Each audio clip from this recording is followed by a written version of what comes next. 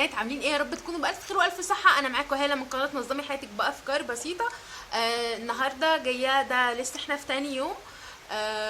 عملت الستاير وعملت السجاجيد، والحاجه اللي هوريها لكم بعد كده اللي هي النجف. والنهارده جايه اوريكم طريقه تنظيف النجف اللي هو من النوعيه دي، اللي هو بيبقى فيه كريستال كده او ازاز يعني. كل اللي انت تحتاجيه، هتحتاجي بخاخه زي دي كده يكون فيها ميه بخل، وهتحتاجي فوطه تكون قطن. كل اللي احنا هنعمله ان احنا هنجيب البخاخه دي وهنرش كده. بصوا انا مش عارفه ايدي فين اهي.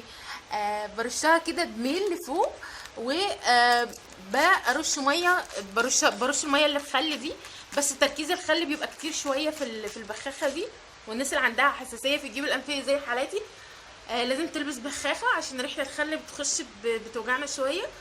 فانا هغرقها كلها يعني وهوريها لكم. بس عشان انا بجد مش عارفه اروش وانا بصور عشان الريحه. بصوا يا بنات، انا كده طفيت فصلت الكهرباء عنها. و بصوا هي بتنزل كده ميه، انا رشيتها لحد ما نزلت منها، يعني ما غرقتها كلها بالبخاخه.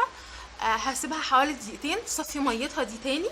وبعد كده برجع اعمل الموضوع ده تاني، وفي الاخر بلمعه يا دوبك بس بفوطه. هوريكم بقى شكلها النهائي هيبقى ايه. بس افتكروا ان احنا بنسيب الميه دي تنزل عشان اول تراب ينزل، وبعد كده بنعمل الميه دي تاني بنغرقها تاني ميه، وبعد كده بالفوطه بنعملها بتبقى زي الفل. بتاخد منك حوالي 7-8 دقايق تنظيف بمنتهى السهوله. هوريكم بقى شكلها في الاخر عامل ازاي.